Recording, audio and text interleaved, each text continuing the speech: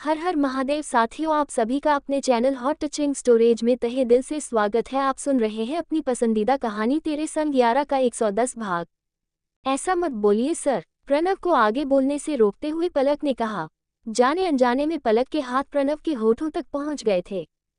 प्रणव ने गहरी नज़र से पलक की तरफ देखा। प्रणव का खुद के लिए मरने को कहना पलक को अच्छा नहीं लगा था। प्रणव का दिल मुस्कुराया था, लेकिन जाहिर में उसने अपने चेहरे के भाव सख्त ही रखे थे। इसी सख्ती ने तो पलक की जमे हुए दिल पर वार किया था। एक बर्फ टूट चुकी थी, जरूरत थी अब लगातार चोट की। और वह कर प्रणव ने पलक को संभलने का कोई मौका बिना दिए हुए तुरंत दिया। तो फिर मैं क्या बोलूं पलक, तुम ही कहो ना। मेरी जगह खुद को रख कर देखो। दुनिया की नज़रों से गिरकर जीना आसान होता है, पर जब इंसान अपनी नज़र में गिर जाता है तो उसका जीना कितना मुश्किल होता है।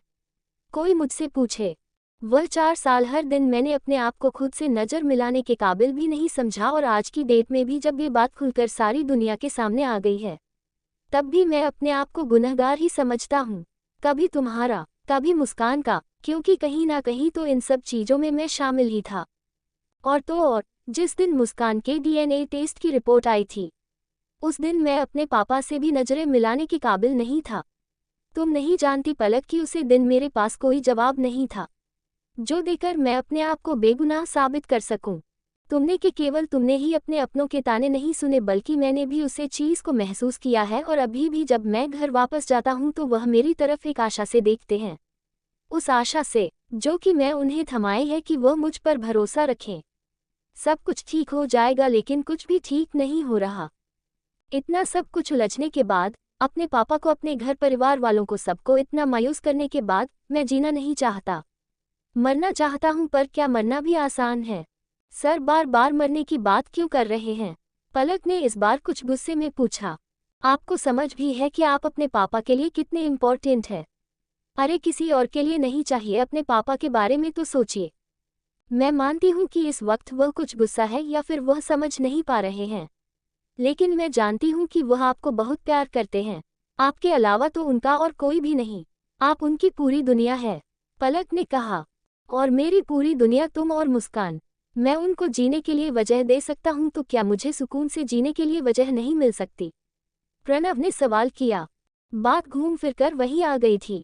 पलक कुछ नहीं बोली। देखो पलक, मैं तुम पर कोई जबरदस्ती नहीं कर रहा, लेकिन आज मैं तुमसे सीधी साफ और सच्ची बात कहूंगा।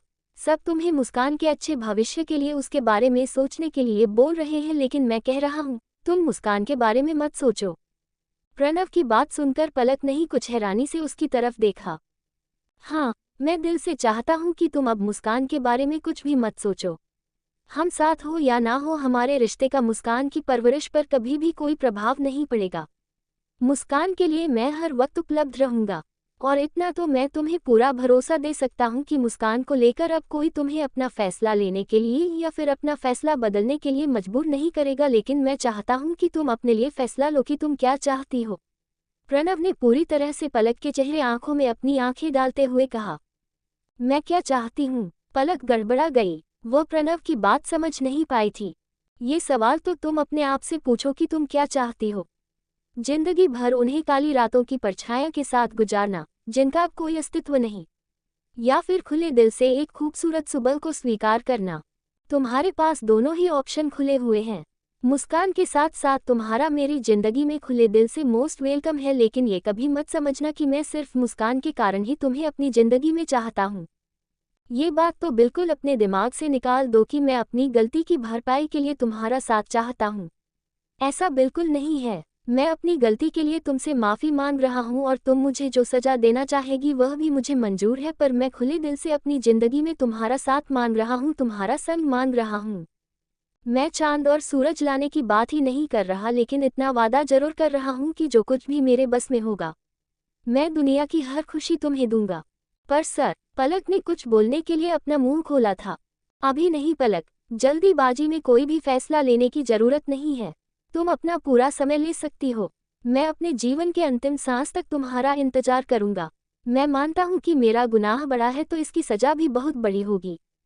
मैं अपने गुनाह की सजा से भाग नहीं रहा, पर इतना याद रखना कि यह सजा सिर्फ मेरे लिए ही नहीं होगी, बल्कि मेरे साथ साथ कई लोग इस सजा को भुगतेंगे। जो कि पूरी तरह से निर्दोष है, चाहे वह मेरे पापा हो या फिर हमारी मुस्कान। प्रणव ने नाश्ते की ट्रॉली और सुप्रिया जी के साथ आई हुई मुस्कान को देखकर कहा, पापा लो, जल्दी से चाय पी लो और घूमने चलो। मैं तैयार होकर गई। आने के साथ ही मुस्कान ने कहा, अरे वाह, मेरी बेटी तो बहुत सुंदर लग रही है। प्रणव ने उसे अपनी गोद में बिठा लिया।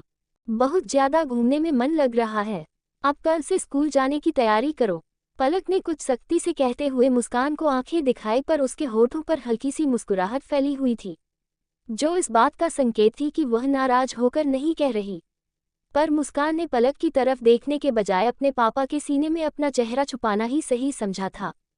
कल एडमिशन हो रहा है क्या मुस्कान का? सुप्रिया जी ने पूछा।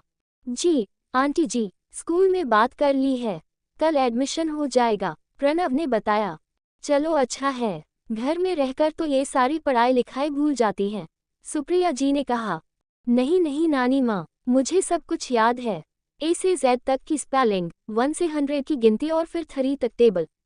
मुस्कान ने अपनी उंगलियों पर गिनते हुए बताया। हाँ हाँ, तुम तो बहुत तेज हो। अब कल स्कूल में टेस्ट देना तो पता चलेगा कितना याद है और कितना भूल चुकी हो, पलक ने कहा। पलक की बात सुनकर मुस्कान का मुंह बन गया था। उसने फिर से प्रणव के सीने में अपना चेहरा छुपा लिया।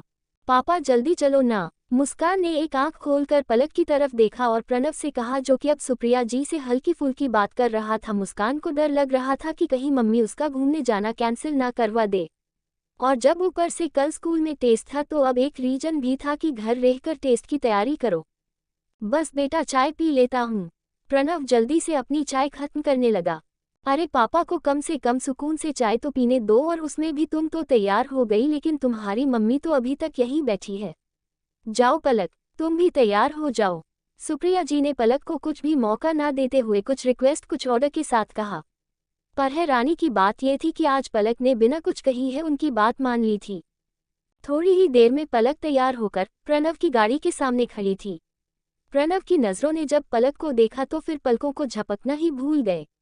तुम्हें देख कब तक सब्र करूं, आंखें तो बंद कर लूं, पर इस बेचैन दिल का क्या करूं।